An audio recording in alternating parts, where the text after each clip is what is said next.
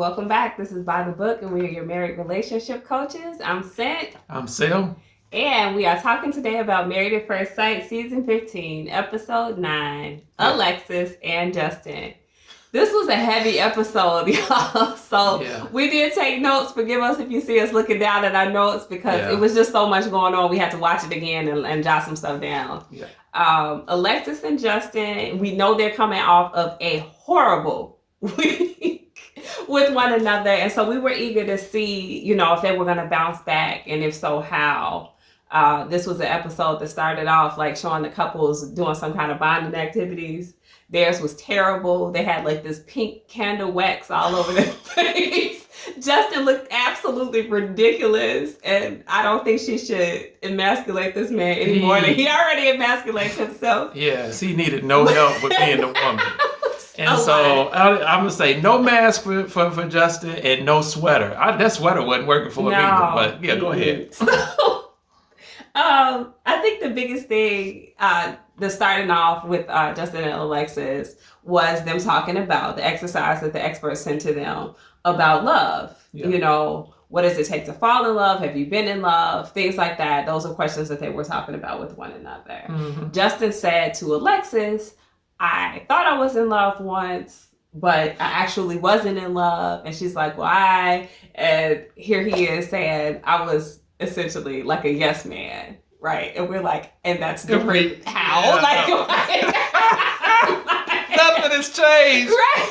I would do anything she wanted to do, even if I didn't like it. Yes. And he just desperately wanted to be in love. Yes. And I literally see no difference from what he was saying he was then to what he is right now. There was no surprise, no revelation whatsoever.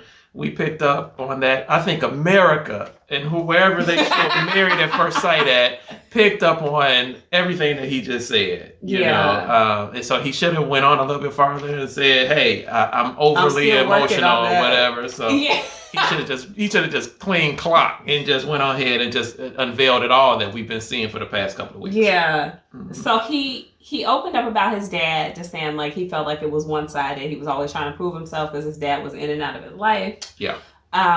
Because Alexis kind of pried there. She wanted to know like what was the root of that. Yeah. And I think she wanted to know because she still sees it. Yes. She knows he's a yes man. Yes. She's got to recognize that. Yes man, people pleasing, all of that. That's Justin.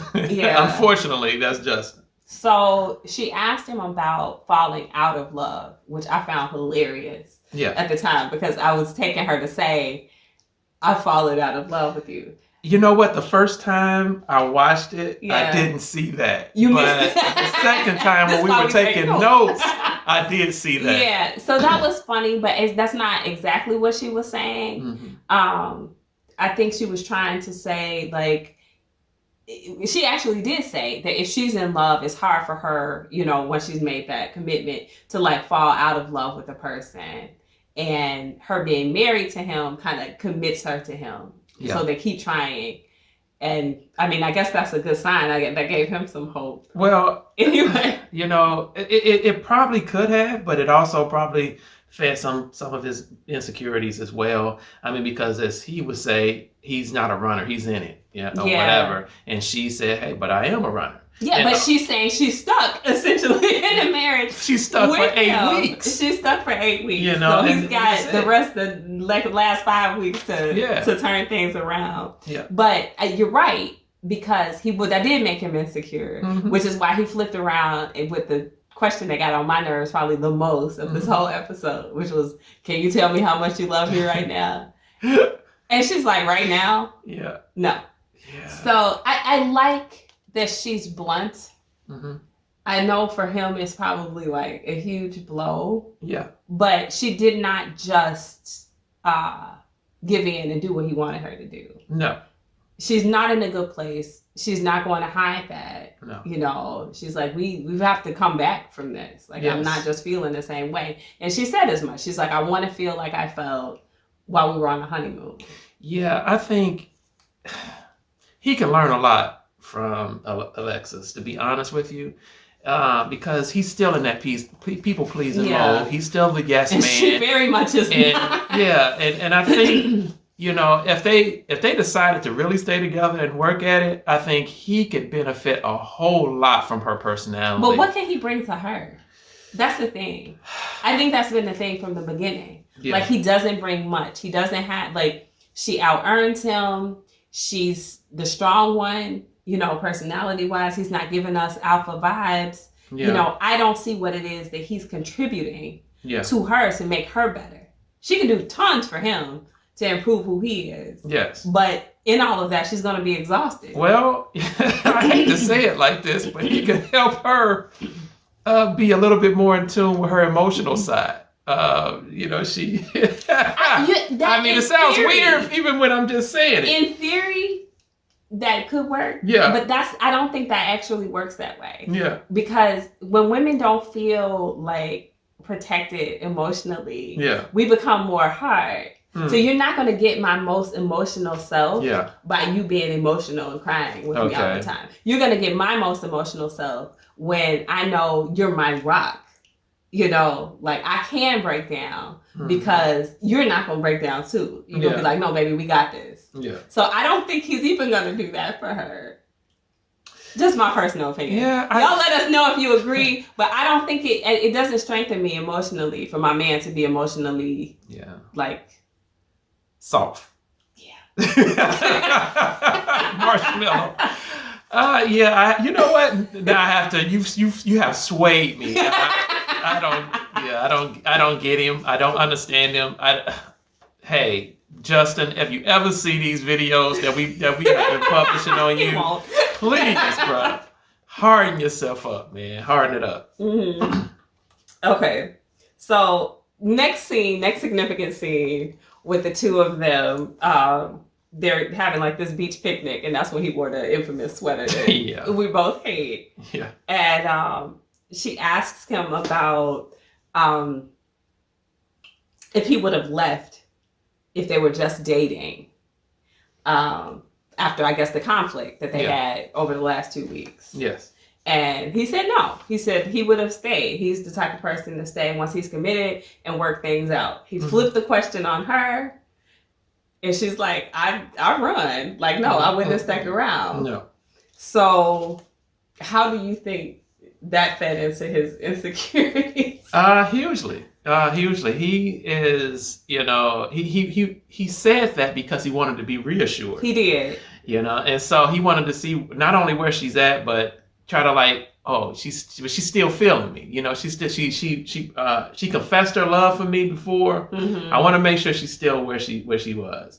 And she said point blank, no, I'm not where I was. Yeah. And so I believe what she said to him during that session or when they were together, I believe that kind of like even fueled when they were in the group session. Right, which is what we're going to talk about next. Yes. So, go ahead to the group session. We can jump to that. Yeah, all right. So the group session, this guy is, if overcompensating was a person, it was him in that session. I mean, he wouldn't stop talking for a bit.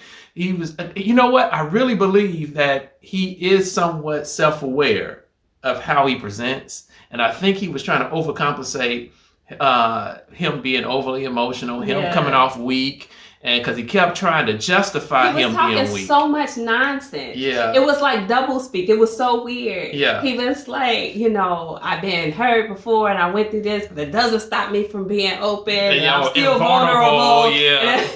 And I can be cold, but I'm not cold. I'm like, dude, what are you even talking about? It was super weird. Yeah, and here she is, Alexis, trying to whisper to him, just because you acknowledge it. This was a good point she said. Just because you acknowledge it doesn't mean that it's not still effective. Yes, exactly. Yeah. In other words, you need to shut up. I think that's what close it. Zip it. It was a lot. I mean, they start panning the area. People are like... yeah. Because, he's just talking and rambling. Yeah. Essentially. And even the therapist called him out. She's like, well, Alexis, do you buy it? And then he's like, well, she doesn't know me that well. So now he's starting to put his foot in his mouth. Yes. And now he's like, well, see, this is why I get frustrated. Yeah. He wants to shut down now. Yeah. And so Alexis comes kind of like to the rescue. Her counseling background kind of picks up. And she says, hey, but I got to get to know you. And if you shut down, that's going to stop me from getting to know you, thus stop the relationship from growing. Yeah. And so everybody almost gave her a standing ovation. Yeah. Right. Yeah. Yeah. So I still don't have a lot of hope for them, to be honest with you. I mean, they are just not well matched. I think he feels in some ways inferior and incompetent. Yeah. So he feels like, I can't do much right. Mm-hmm. Even when she asked him, how did you see yourself in being a husband? Good point. Right? Like, he gave two things. He said he thought he would be supportive. And listen. I think those were the two. Support. I think that we should have wrote that down. Yeah. But I think those were the two things that he said. Yeah. And she's like, "Is that it?" Yeah. And he's like, yeah, that was it. But I mean, I could make some stuff up." Yeah. It's like, no. But when you come into a relationship and you think about what you contribute, what you bring to the table, and it's a short list like that, and it's solely based upon the other person. Yeah. Like, you can't support someone who's not there. You can't listen to someone who's not there. Yeah. So what are you bringing to the table? You haven't even said anything. Yeah. Without that other person, you said nothing at all. And that just demonstrates to me how much of a yes man he was intended to be. Yes. Like, I'm just here to help you. Yes. That doesn't work. He said nothing about being a provider. No. Being a leader. Being being strong. Any of those different type of things. What type of dad he may want to be? No, absolutely not. And you're right. Everything he said, pretty much, it would have fed into him being that yes person. Yeah. And so I think Alexis, if she hasn't figured it out by now, what kind of guy this is and what she'll be signing on for the rest of her life. If she hasn't figured it out by now, she's definitely going to figure it out very soon. She's figured it out. She already knows if she wasn't tethered to him and probably under contract, essentially to stay married to him, then she would have been gone. Yeah. So at this point, what is she doing? Is she just like enjoying the rest of the vacation? You know what? I think she's fed up, but she's also trying to still give him some type of benefit of the doubt. I think, now here's, let me say this.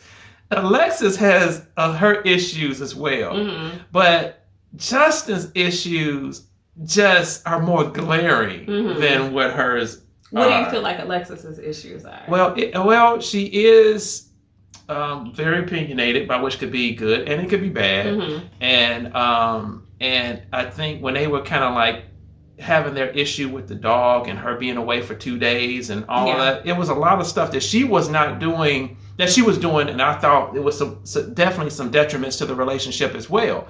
However, because Justin is just so weak with everything, his issues just it's more glaring to me. It stands out to me. Yeah. Well, right. I agree with you, and I think what I thought you were going to say was he doesn't have the ability to call her out. He hasn't done it. I don't know if he doesn't see it because he's so worried about what he's doing or what he isn't doing, or if he's just willing to, identify her as being perfect, like he was the day they got married. Yeah. Like, I couldn't have asked for anybody better. I don't know. Yeah. But he doesn't call her out, really. He never says, not to her face. No. Maybe he'll do it in the after party, but he's not saying this wasn't right. You shouldn't have left. If you wanted to know, you should have asked more questions. I'm not going to lie to you straight to your face. So if you ask me questions instead of relying upon me to just be able to spill what happened from the moment I woke up until the moment I went back to sleep, ask pertinent questions. Yeah. Not that was necessarily right, but I mean, he has to have something that he stands up for himself. True. And we haven't seen it. No. We haven't seen it. We've seen him cry about it. We've seen him get frustrated. Well, I just won't say anything, ever again. Of that. And how do you expect the relationship to work if when it's confronted with any kind of conflict, you have no conflict resolution skills whatsoever? No. No, but he was wanting her to listen and get his explanation. And then speak up for him. Yeah. And be like, oh, okay, well, you were feeling like this when this happened. And so what we need to do is, no, she can't be the you and the her. Yes. Like, what are you going to do? Yes. Just sit here and say you're being supportive? You can't even support me because you can't support yourself. Exactly. That's it. That's it. And again, she's not perfect in this whole thing. She definitely has her issues, but his just come across a lot more louder than what hers is. So, do I see them having a future? Yeah, No. I can't see it happening. I'm curious. I know he's going to continue to piss her off episode after episode because he's going to get more and more like withdrawn into himself because he's getting less and less confident in this relationship. Mm-hmm. She's not affirming him in any way. He feels like he wants to win her love back, but the only way that he knows how to get love from people is the people please. It doesn't come from him being authentic. It doesn't come from him being strong. It comes from him being like, I'll do whatever you want me to do. Mm-hmm. And that's not attractive to most people. Yes. True that. So I don't know what he's gonna do. He probably needs to sit down one-on-one with Miss Pia and see what they can talk about. Because it's a lot. It's a lot to overcome. It is. He needs a complete personality overhaul. It's not gonna make it within most relationships. Not most. He's gonna have to find someone who's almost as much of a pushover as he is. Exactly. And I don't see again the experts, the producers, whoever picked Justin, you did whoever you put him with a disservice. And we're going to get to Mitch in a second because I think he's even worse. But anyway, you guys, let us know your opinion before we get to rambling about Mr. Mitch. Mitch.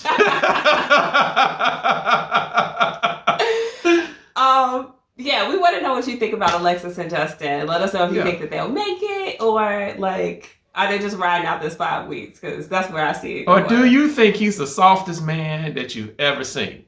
Or how about top 2? On a scale from 1 to 10. Yeah. He's a 10. Yeah. So, yeah, guys, like, share, comment, subscribe. But like I said, let us know what you think about this couple and we'll be back. Bye.